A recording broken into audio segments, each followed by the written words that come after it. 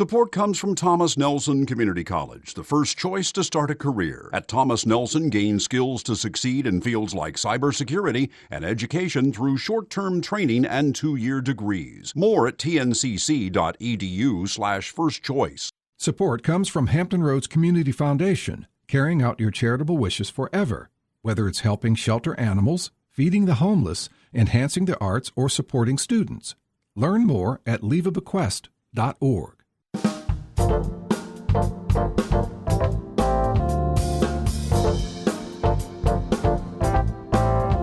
Hello, everyone. I'm Barbara Ham Lee. It's called the Heartbeat Law, Texas Senate Bill 8, which prohibits abortions once a fetal heartbeat is detected, usually around 6 weeks of pregnancy, a time when many women don't even realize that they are pregnant. But the law goes further. It also allows for private citizens to sue abortion providers and others who may help a woman find abortion services. Is this the beginning of the end of Roe v. Wade, which guarantees a woman's constitutional right of choice? Hot topic for the Another View Roundtable. Stay tuned. Another View will be right back after this regional, national, and local news from NPR and WHRV News.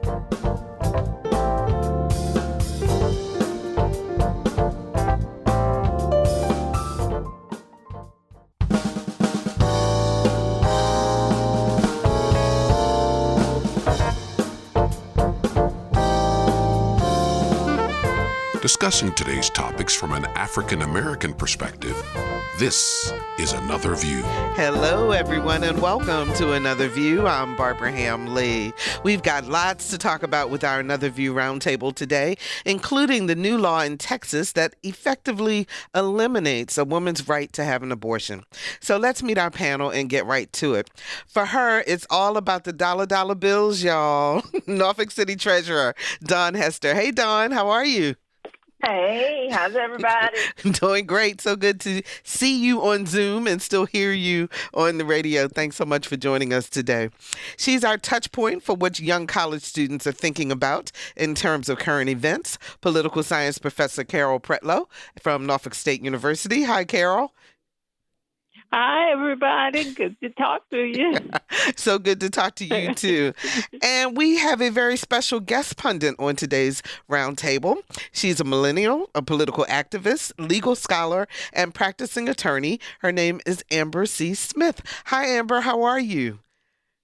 Hi, Barbara. I'm doing great. Great. Thanks We are so excited about having you on our show with us today. So thank you so much for joining us.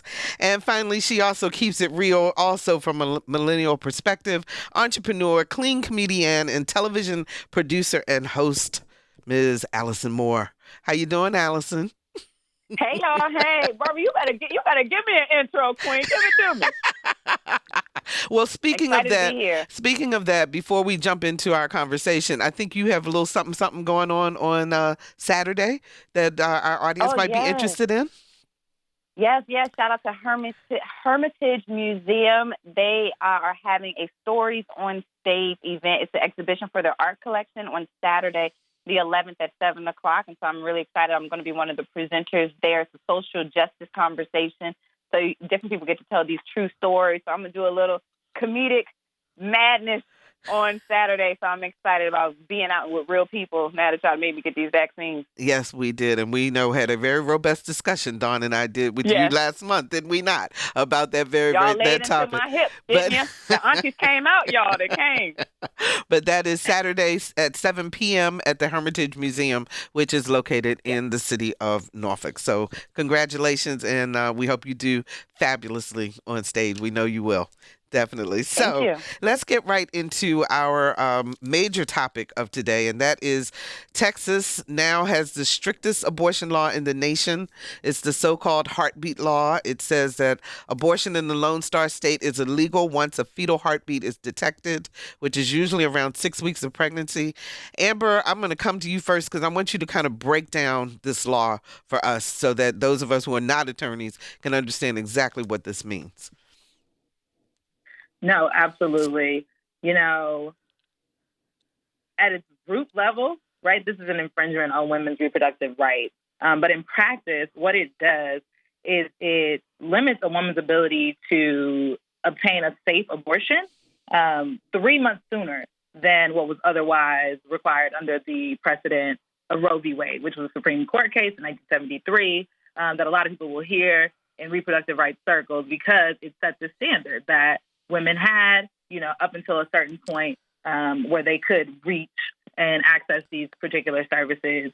In terms of the legality of the court's decision, so effectively the reason why the Supreme Court even heard the case was because there was a challenge to a judge being able to, allow for these types of things to go into play. And the Supreme Court essentially said that, for procedural reasons, we don't want to, impede on the Texas court's ability to essentially enjoin or prevent these different healthcare providers and things of that nature from enacting the law. And they basically argued that the court itself wasn't really enforcing the law. So they took a hands-off approach. And now what this is going to do is allow for folks in Texas to essentially accuse folks of trying to obtain an abortion after this particular 6-week period, which we know for a lot of women, it doesn't even give them enough time to identify that they're pregnant. It puts a $10,000 bounty on these folks' head. Individuals as distant from the procedure as the Uber driver, right? If they are found to be assisting a woman in obtaining a safe abortion in this context after that period, they can be fined up to $10,000. And that is something that the accuser will almost be rewarded for. So, it really creates an incentive to impede women's rights to obtain an abortion. I mean, again, this is 3 months earlier than what people are used to. I think also what it does is it foreshadows how the Supreme Court may actually address a challenge to the actual Roe v. Wade decision, which is on the horizon next spring. And so in that context, a 15-week ban in Mississippi is up for review, and it will directly challenge Roe v. Wade. So, with the way that they've handled this situation, of course, they're rooting it in a procedural issue as to why they can't make a decision one way or another. They're basically helping us see that there's a chance that we might be seeing Roe v. Wade be overruled, opening it up to, widespread reproductive rights infringement across the country. And one other thing about it also is that it does not make a provision for women who are victims of incest or rape. But Governor Abbott, Greg Abbott, the governor of Texas, had something to say about how he was going to mitigate that issue. Let's take a listen. Let's make something very clear. Rape is a crime, and Texas will work tirelessly to make sure that we eliminate all rapists from the streets of Texas by aggressively going out and arresting them and prosecuting them and getting them off the streets. Dawn, if rape could be eliminated, don't you think it might have been happening? Why haven't we already done it?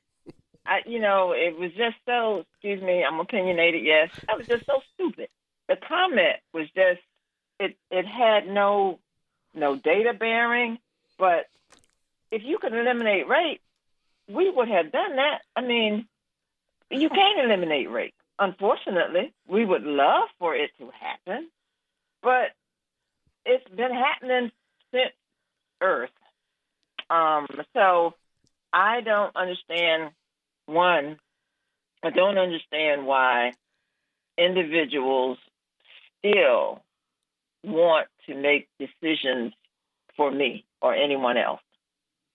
Mm-hmm. What I do with my life, for my life, the decisions I make about my life are mine to make, whether they're the right ones or not, whether we believe in whatever it is or not. But it is my decision to make because I'm the one that has to deal with it. And so I am totally offended that it is occurring, and grateful that we're going to be fighting it. But it is causing havoc right now, even in the states that are abutting Texas, because all of the women who are seeking this medical service are having to go across the lines, and then they're filling up the other states. And as we've heard, some of the clinics that are providing health guidance, mm-hmm. They're trying to take care of their own from their state and then the new ones too. And there's just not enough space and capacity. So and really those that are traveling are the privileged ones in the sense that they have the ability to be able to travel. Because, Allison, I mean, one of the things we know that this is disproportionately affecting African American and Latina women in particular. What was your reaction when you heard? I had a bunch of reactions. I'm torn because I don't like abortion for many reasons. However, I have also had an abortion, right? And so then, therefore, and although I even still today grieving, and at some point I want to do some work supporting women who have gone through a traumatic experience, I'm grateful that I had the option. But I'm really disappointed, and I'm really hoping that more men speak up, because if I can keep it 100, which I always do anyway, there's a whole lot of these brothers, y'all, especially these married men that's sending some of these side chicks off to get some abortions. Y'all better come on here, and some people gonna be exposed if we can be real. I mean, people don't get pregnant by themselves, and so it's not a women's fight. It's not just for the women. It's everybody really needs to come on and press into this issue and not look the other way, because a lot of people are going to be affected, and you can see that in Texas first. What's going to come out of this, but I like what Dawn said. I'm disgusted. I'm offended. I'm just like, mind your own business. This is just too much. It's too much and not enough. And I'm so overstimulated every day with what's going on in the world. Carol, are the students talking about it at NSU? Well, yes, they are. And one of the things that came up in one of my classes, and I was really impressed, is there were people who said, well, they were opposed to abortion, but let's go a little further. Are these same people who are supporting this act in Texas, are they concerned with the life of young infants once they get here? People who are now homeless, who can't afford to pay the rent, who are having job problems, are they concerned with that? Because if they were, then if they are concerned about abortion, they should be concerned with these related issues as well. Yeah. The lifestyle and the capability of a family to maintain a child after it is born. But most importantly for me, as I was reading the Washington Post yesterday, I was looking at the investigation by Attorney General Merrick Garland, and he cited a 1994 law known as the Freedom of Access to Clinic Entrance Act, and it banned people from using the threat of physical force to interfere with those seeking an abortion. So why does this not apply to Texas too? And I was just so angry that a person's individual freedom is being taken by a group of people who don't even care about people after they are here. Amber, I saw you shaking your head. Yeah. Yeah, no, absolutely. I mean, I think the hardest part of the conversation is that once again, it leads us to pit, individuals who identify as pro-life against those who identify as pro-choice. But I think what's so important is to have the conversation about what solutions are we providing to individuals who are being challenged to carry unwanted pregnancies to full term, because that's essentially what you're doing.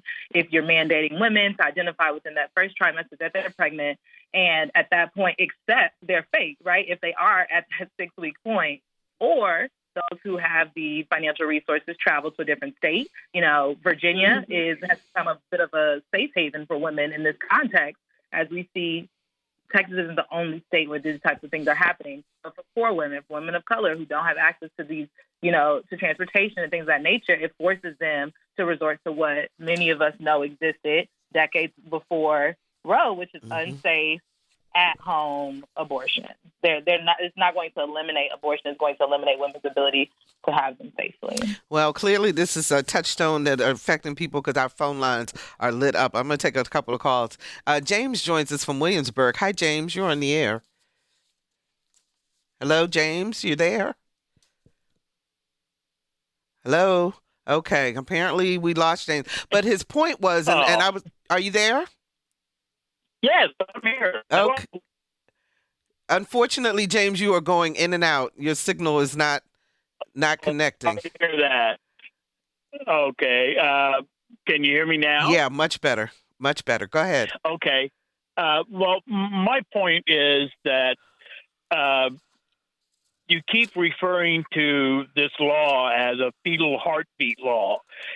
It's not, because at 6 weeks of growth, no embryo has a heart, has a lung, has a kidney, has a liver. They have no organs. It is still just a mass of cells.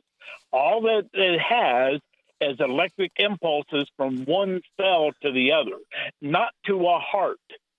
There is no heart. And I hear you at all. I hear you, James. And just to be clear, that is the name that Texas calls this, and many medical professionals have pointed out your exact point, that at 6 weeks it is electrical impulses as opposed to a heartbeat. But this is what the lawmakers in Texas are calling their law. So it's not us, it's them. And that I understand that. Okay. But gives them legitimacy, because you're saying that, yes, they're right. It is a fetal heartbeat. Otherwise, you wouldn't be calling it that. And then I have one other point about Governor Abbott's rape statement. First of all, you can't arrest the rapist until he has committed rape. So how women? You can't just see a man on the street and say, oh, he's going to be a rapist, and arrest him. You have to wait till the crime has been committed, and by that time, it's too late to do anything for the woman. Yeah. Okay. Thanks so much for the call, James. We appreciate it. I hear James' frustration in terms of referring to it as the name, using the name that the Texas lawmakers use, but that is what most people know it by. Is that not correct, Amber? Am I incorrect in that? No, you're absolutely correct. Okay. Can you mute yourself on Zoom? There you go. And just talk on your phone. There you go. Yes, you Okay. are absolutely correct. Okay, let's talk to Tarina joins us she's the executive director of NARAL, which is Pro-Choice Virginia. Hi, Tarina. How are you? I'm great. How are you, Barbara? I'm doing good. Good. You wanted to add something to the conversation? Oh, yeah, you're on the air. I was waiting for a question, but I always have a lot to say when it comes to abortion care and access to it. Let's just be really clear. Abortion is health care. And what is being done in Texas and subsequently could be done around the country now that the Supreme Court seems to, has taken a step back from actually stopping this ban from going into effect, which, by the way, is the first abortion ban to go into effect in this country since 1973, when Roe v. Wade became the law of the land. But again, it's a personal private medical decision that should be left to a pregnant person and whoever else she wants to include in that decision. And that what Texas is trying to do is trying to strip a pregnant person from their bodily autonomy and hand it over to random strangers to be able to actually sue anyone that might be willing to help that person be able to access safe care, that she has made the decision that is best for them and her family. Chandra, So do you that's what's really at stake here. Do you anticipate an increase or an influx of women coming from other states? Because Texas has passed the law, but there are at least 10 other states that are looking at passing something similar. So do you anticipate that Virginia becomes a so-called safe haven, if you will, quote unquote, for women who are seeking these medical services? Absolutely. That is our goal at Pro-Choice Virginia.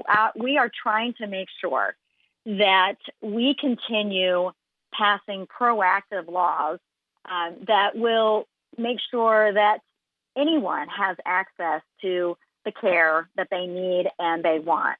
But we'll probably get into a little bit of that. Some of that depends on the election that we are actually facing this year. Mm-hmm. But have no doubt that Texas, there are lots of very conservative red states that are looking and already saying that they are going to pass this law. And the Supreme Court has really kind of given them the green light to do that if and when their legislatures go back into session. So what we need to make sure is that at the federal level, there is a piece of legislation called the Women's Health Protection Act that would enshrine Roe into law. And I know Nancy Pelosi has said that she wants to do that on the House side, and hopefully we'll get the Senate to do that as well. Mm-hmm. That's a pretty heavy lift right now, but I think that they should definitely put this to the test, because we know that 7 in 10 people, not just here in Virginia, but across this country, no matter where you live, they support Roe v. Wade as the law of the land, and they want people to be able to make their own personal, private medical decisions that are best for themselves and their families. Mm-hmm. And that is across the board, no matter how they might personally feel about abortion. They don't want politicians interfering in their personal lives and stripping them of their bodily autonomy. Okay. Thanks so much, Trina, for the call, for calling in and sharing that perspective from Pro-Choice Virginia. Amber, I want to ask you, this bounty thing, this $10,000 that someone could potentially get if they sue a private citizen for for assisting someone in getting an abortion. What does that say to you legally?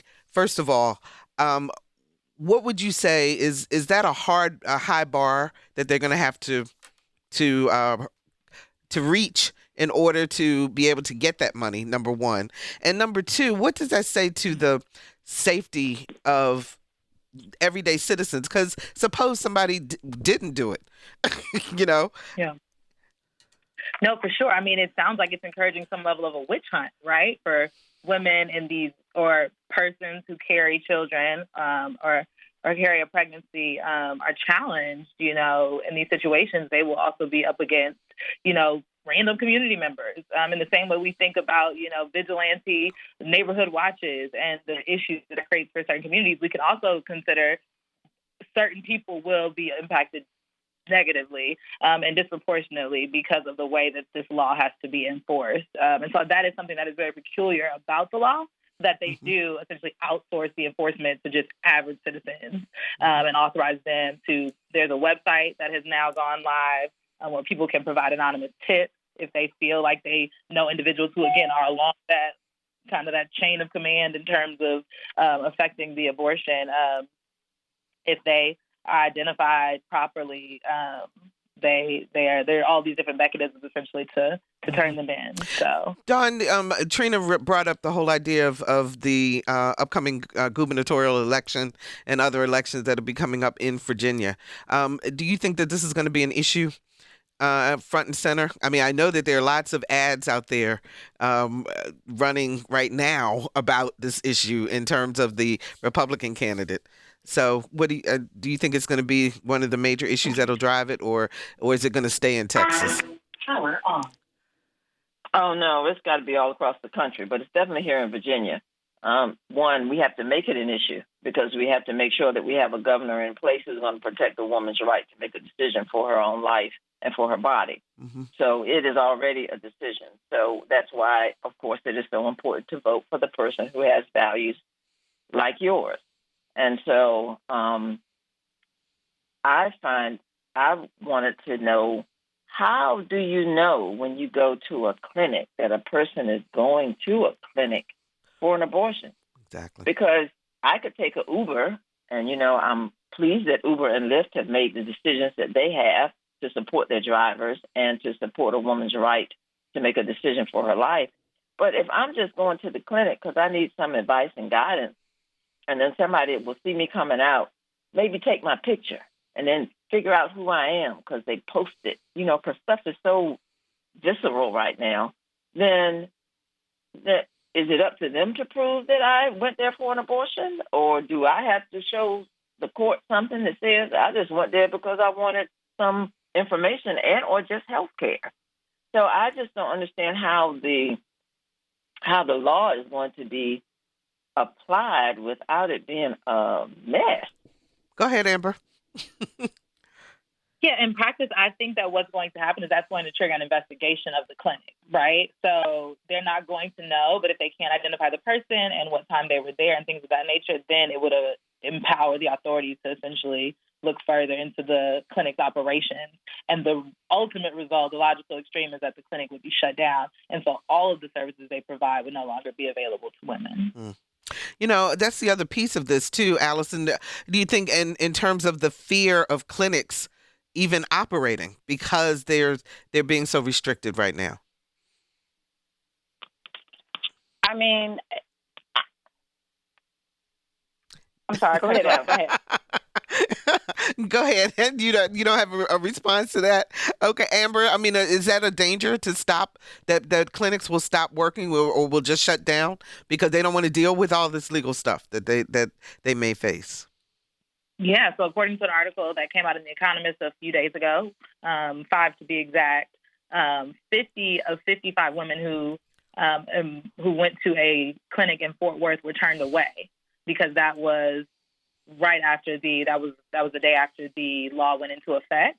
So that next day, 50 of 55 women were turned away. So what it's going to do is it creates a chilling effect for the provider to say, we don't even want to touch it. We're just going to deny you service so that even once an investigation takes place, they won't see that we were participants. If you're just joining us, this is the Another View Roundtable with their perspectives on current events. Norfolk City Treasurer Don Hester, NSU Political Science Professor Carol Pretlow, entrepreneur and clean comedian Allison Moore, and political activist, legal scholar, and practicing attorney Amber Smith. 440-2665 or 1-800-940-2240 are the numbers to join our conversation. Jupiter joins us from Norfolk. Hi, Jupiter. You're on the air. First of all, Dr. Pretlow, or Professor Pretlow, was one of the best teachers I've ever had, and I'm glad that she's on the show today. Thank you. I would say that for her. Go ahead. So I just want to bring up the point that throughout this entire conversation, I haven't heard you all referring to people with gender-neutral terms. Everybody can get an abortion if you have the right tools. And I, as a non-binary person who goes by they, them pronouns, have had 2 abortions. But in referring to everyone with she, her pronouns who is able to get an abortion, you're leaving out people who fall under the transgender category or who may be intersex. Well, and explain that a little more to me, Jupiter, because honestly, I am not as, familiar with how that affects transgender or other people, because you have to be able to be pregnant. Is that not correct in order to have an abortion? Absolutely, but so I consider myself non-binary, which means I'm not a woman, I'm not a man, but I can carry a child if I choose to do so.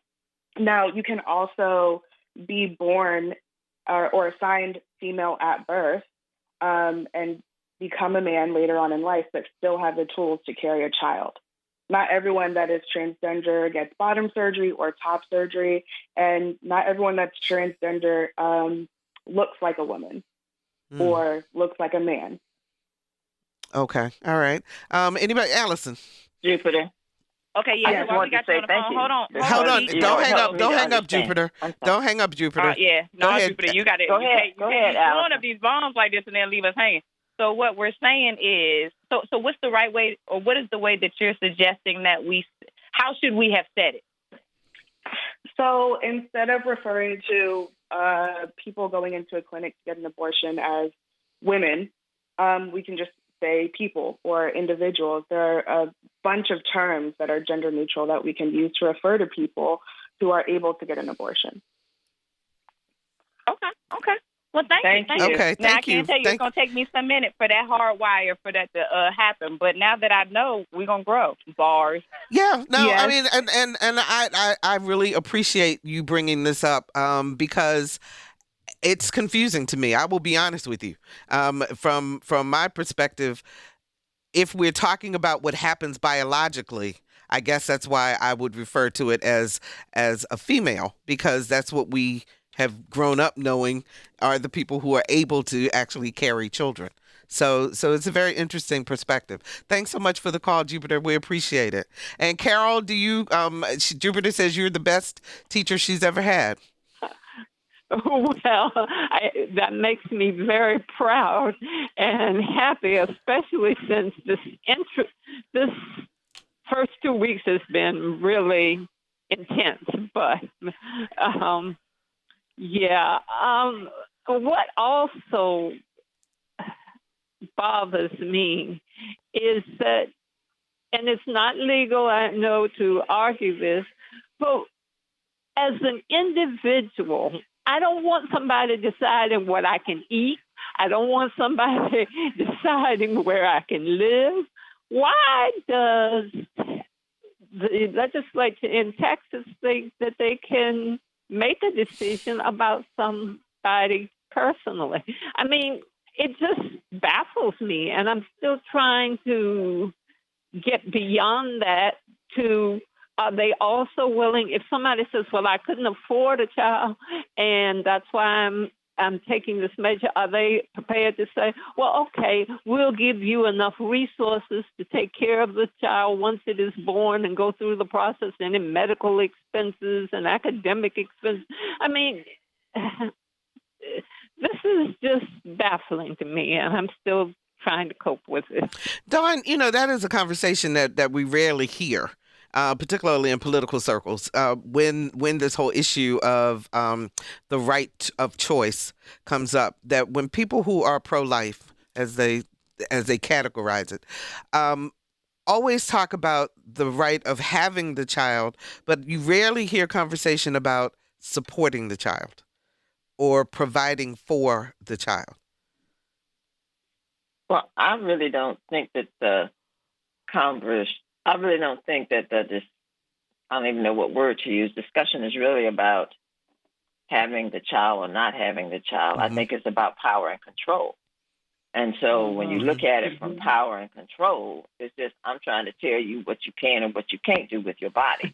And so it is not, to me, and just looking over time and listening to conversations, because the same, I don't want to categorize people, but many of the same people who have some of these thoughts also talk about some people as poor, why they get pregnant in the first place. They call us welfare people. They call us lazy people. So they categorize us, some of us. And so if I, as a person, decide that I cannot afford, no matter my race, that I can't afford to have this child, and I make that decision based on that reason, then they have that right. Mm-hmm. But if they decide to have the child, then you're going to be mad at me anyway, because now I'm going to need some financial support from the state and feds to help back with the child. So, I'm kind of, you just jamming me up, continuing to jam me up. Mm-hmm. And that's why I said this is all about power and control. It doesn't have anything to do with the bodies. Mm-hmm. But then if you look at the census numbers, and I believe this too, because the minority population is growing, and this part I don't understand, the minority population is growing, the white population is decreasing. Does that mean, and I don't have the numbers, that there are more white women having abortions? And I haven't looked at the data to determine that. So are there more white women having abortions, and they're trying to keep white women from having abortions? Really? But they really don't care about us anyway. So, I just don't know. And I know I generalized a whole lot in that conversation, listening audience and crew. But I don't know. Let's go to Michael in Newport News. Hi, Michael. You're on the air. Hi, Barbara. Thanks for having this conversation yourself in the round table. I think it's very important. I would just like to start by saying that as a male, I will never be in a position to be forced to make this kind of decision. So I think inherently my opinion is of little consequence. But that being said, I am pro-choice, and I'm appalled at the laws that are going on in Texas. I think it's a very bad precedent. My question is, further, all 50 states, if I'm not mistaken, have some degree of law and enforcement in terms of males who are implicit in pregnancies to help with child support and raising the child if the woman chooses to have the child. But why aren't men also held accountable to contribute financially and otherwise should a woman choose not to carry the baby to term? Interesting perspective. Who wants to take that one? Amber, I'll call on you. Honestly, whenever we're talking about women's human rights, because fundamentally this is a human rights issue, and I will say just briefly, I wanted to address what Jupiter called in and spoke about. I attempted to use the term persons because I've had, the pleasure of knowing individuals who identify as trans and things of that nature, and I understand that pronouns, things of that nature, is really important to being able to claim space in this society, right? So we do want to try to use gender-neutral terms. So persons would be a good way to say persons who carry children. But I think that when it comes to power and control, as Dawn mentioned, men somehow just keep escaping being controlled, right? So they're not going to impose these type of restrictions and things of that nature. Although I think the stereotype or the assumption is that men would be happy to help, assist with an abortion of an unwanted pregnancy and things of that nature. Or as Allison brought up, that they would be exposed because they do help in her comment earlier. Hello. So, it's just, who are we talking about? I think also, in that context, when we discuss how they, in Texas, they're saying, oh, now we're going to eradicate rape as a solution, and that's somehow going to incentivize women to carry, these pregnancies to full term. This is a manifestation of rape culture, this idea that you can control women's or people's decisions to carry pregnancies, that we can legislate around these types of issues, and that consent is meaningless. It's all about what other people think is best for you. So I think it really just comes down to not controlling what men do and controlling what individuals who can carry children do. Thank you, Michael, for the call. We appreciate that. So, Amber, a lot of people were screaming, the Biden administration's got to get involved. They've got to do something. Merrick Garland came out and said, well, we're going to enforce the FACE Act. Exactly. But truly, with the Supreme Court being the makeup of the Supreme Court being the way that it is, are we stuck at this point? And is this just does this just portend what is on its way? Or do you think that each case that comes before them, they really will try to balance it and really fairly make a decision? I think that, unfortunately, because of the way that the Supreme Court is now structured, the political nature in which the latest judges were appointed, I think that we can imagine that they are going to make decisions that are going to further a political agenda. And that political agenda looks like the Texas legislature's agenda in some regards, in others it differs. So, I think that we are, forced to, kind of wait in limbo, see what happens on the state level, and then wait for another case to get to the Supreme Court, wait until next spring when they hear the case about the Mississippi abortion ban. But, I think these last 4, however years under the prior administration told us that so much of the progress that we've made over the years can be repealed in a matter of days and months, right? And so, we want to hope for the best, but prepare to, continue the fight. Okay. And Dawn, what should we be doing in the meantime? I mean, do we just sit back and watch to see what happens? Voting, registering people to vote, getting people out to vote. That's what we have to do. You can't sit back. In the world that we're living in today, nobody can afford to sit back and wait on anybody to do anything. You got to step up and do something to help our world be better. Okay. So you also have to be calling at the state and federal level. I mean, at the federal level, because that's where, the law can be made. So we have our Congress people and our senators who need to codify law. Same thing we're dealing with the voting rights. So we need to put it into law. We need to be in their ear to force them to go ahead and do the work that needs to be done. Okay. Right. So we've got to contact them all, whether they're your senator or not. Contact them all. Gotcha. Let's change topics. And Allison, I'm coming to you on this first one because the Delta variant of COVID-19 is running rampant. Our kids are back in school. Still lots of tensions over mask wearing, angry city school board meetings. Allison, you have 3 children in school. How's it going, first of all? And are they wearing their masks? Oh, yeah, they're wearing their masks. The mask was not an issue for the kids. I mean, they wanted to go back to school. They're wearing them. How's it going for me? I mean, it's, I'm always so excited about school. Because it's whether they're at home. I just can't be pleased. Can we just be honest? It don't matter if they're virtual, if they're in person. These teachers got the audacity to send homework. I'm tired of their mess. Y'all know I've been in a pandemic for 2 years. I don't want to do no homework, okay? I just want y'all to look at these kids and get them out my face. But I think that parents are stressed. I know around on our side of the water. So I'm on the Hampton, Newport News side. Transportation is trash. I heard Newport News public schools are really struggling because they're paying these bus drivers 36 cents a daggone hour, and they're expecting these 3 buses to get these 12 schools all around. So, kids getting let out of school 3:30, 4 o'clock. They're not getting home till 6:37 p.m. So those horror stories, anxiety is crazy. So it's a mess. But I think, it's just kind of like when you clean up, it gets uglier before it gets cleaner, right? And so I'm just believing that it's going to be smoother. But, they had to put those kids back to school because they needed those parents at work. I mean, they wanted to take away and eliminate these parents who was at home excuse for not going to work. They're saying, well, our kids are at home, so we want to stay at home. And so they send them back to school. That's my theory. Well, Carol, I have to ask you about this $500 payment to NSU students and $1,000 payment to faculty and staff for getting their shot. How's that going? Okay.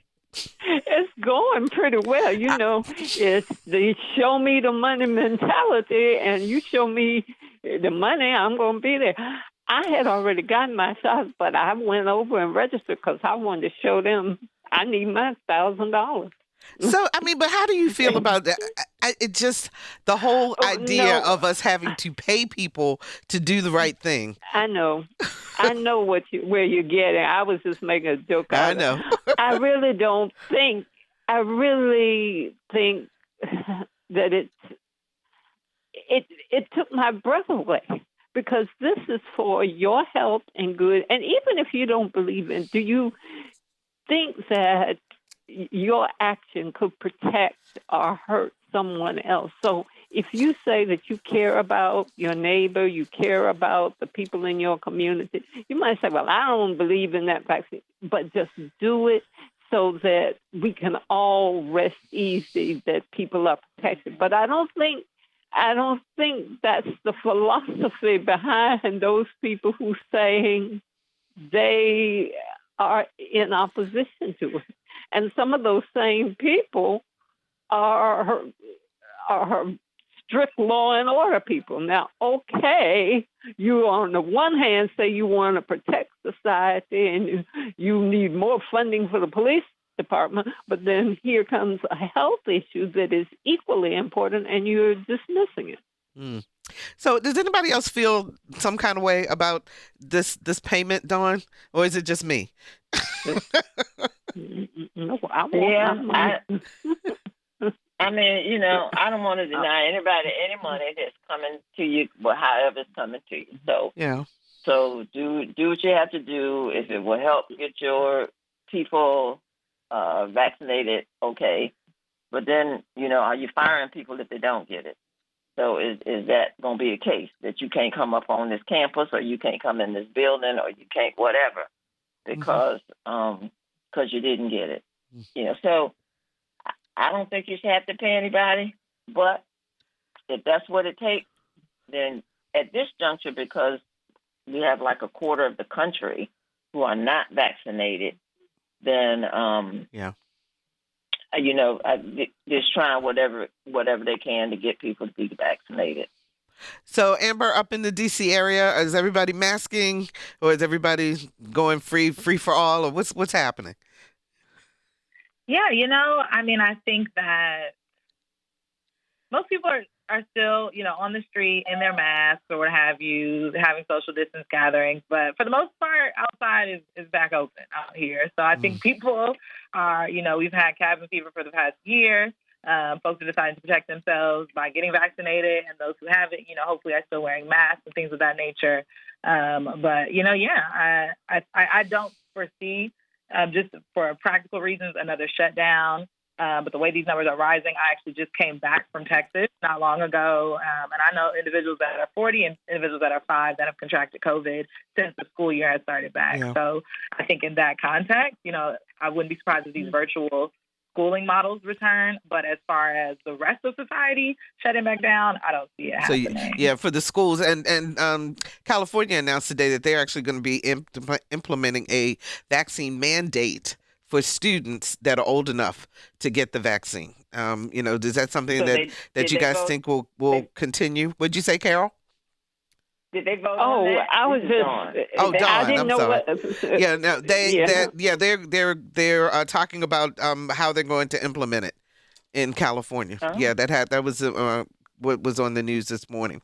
So a question that I put out there to you all, because I'm very curious, and that is, what is one positive thing you've learned about yourself during the pandemic that you will continue even after the pandemic is over? And I think I'll start with Allison. Allison, what have you learned about yourself during the pandemic that you're going to continue afterwards? That I don't need as many friends as I thought I did. Elaborate. We went into this pandemic, and my circle, and I think a whole lot of people's circle, got really smaller because it was about your intimate crew, and it was time for survival. And before the pandemic, if I didn't make moves without telling my crew, I wasn't doing anything without squad and gang and whatever. And then I'm realizing some of y'all is some dead weight. And show me your friends, I will tell you your future.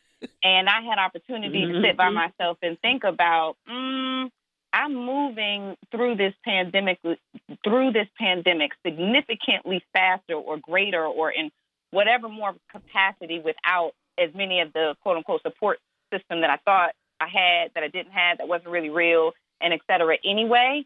And my peace of mind, my quality of life has just increased. And so I realized I just need to, maintain low tone. It's okay to have a small selective and keep it going, but that's been my pandemic wisdom. All righty. Dawn, we got about 5 minutes left in the show, guys. Okay, so Dawn, you're up. I don't know, but I know I'm more patient than I used to be, and I already thought I was patient. Patient with people, patient with taxpayers, patient with people who are angry all the time, and, learning how to respond to people who just seem to be, and it's because, we've been locked up, and, people are tense, and life hadn't been going the way that it normally was flowing, and now it's going to be a new normal of flowing. But people are tight and tense. And so, trying to look at people and help them feel better and say hello, just easy kind of stuff. But I'm being more patient. More patient. All right, Carol, what are you going to do? Okay. I've learned not to be a workaholic. And so now when I leave work stays at my work site, and I relax and enjoy and don't say, I got to do this, and it's 3 a.m. when I finish. I'm reclaiming my time. That is huge for you, Carol Pretlow. It is. I just drift. Okay. And Amber, what about you? What have you learned about yourself during the pandemic that you're going to continue even after it's over? Yes, no, absolutely. So I've always been a bit of a nomad, so I've always had to adapt to new environments, things of that nature. But as an extrovert, adapting to being at home has probably been one of the more difficult things that I've done. And let the right folks tell you, I still haven't figured out how to completely sit down. But I think also just sitting down, really reevaluating what's important. and being able to adapt under the circumstances is something that has definitely strengthened. I'm excited to continue doing. And then also just finding creative outlets. I actually started podcasting during the pandemic, and now to be invited here with you all today, it feels like, we're going down the right path. Well, I tell you, I asked Lisa Godley, our show producer, what she was going to be doing, continuing during our pre-meeting, and she said that she is never going back to uncomfortable clothes. In other words, no more tight shoes, no more clothes that are uncomfortable to wear.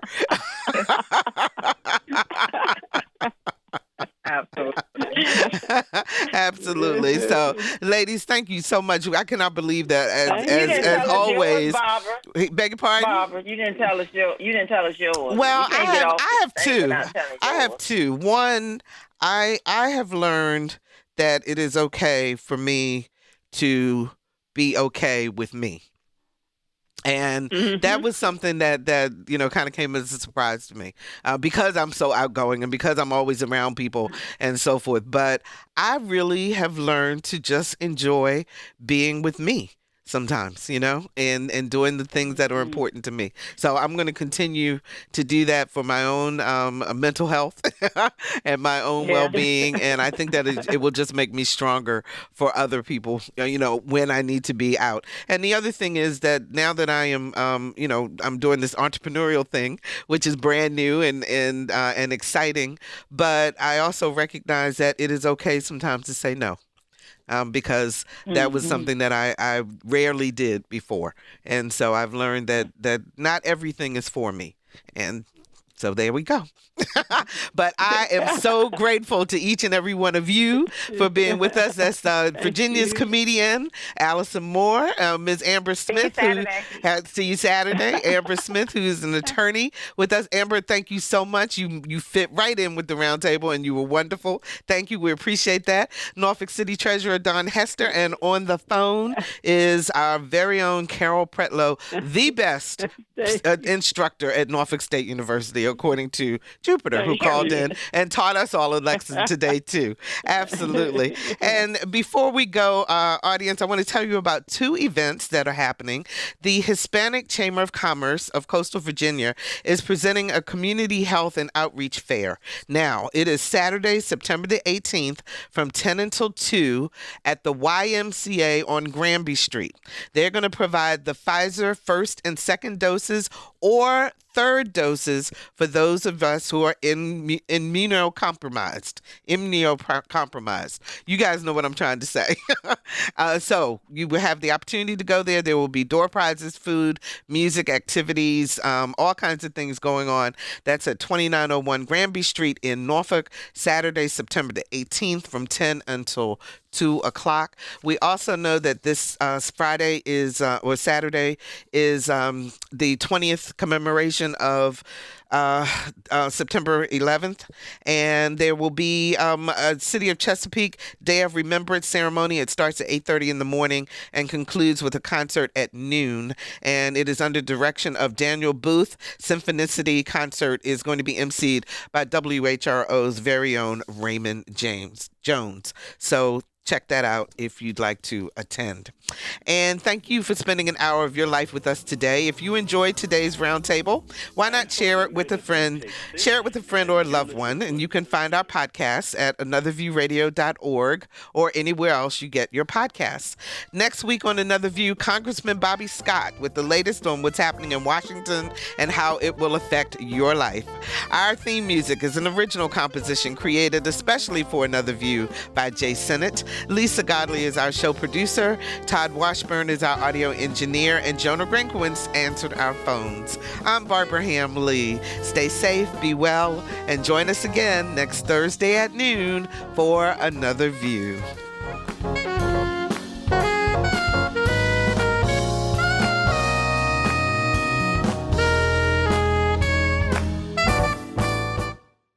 Support comes from Thomas Nelson Community College, the first choice to start a bachelor's degree. Tuition is 1/3 the cost for the first 2 years of college. From there, students can transfer to one of Virginia's 4-year schools. tncc.edu. Support comes from Hampton Roads Community Foundation, partnering with donors from all walks of life to improve southeastern Virginia through grants, scholarships, and leadership initiatives. Learn more at hamptonroadscf.org.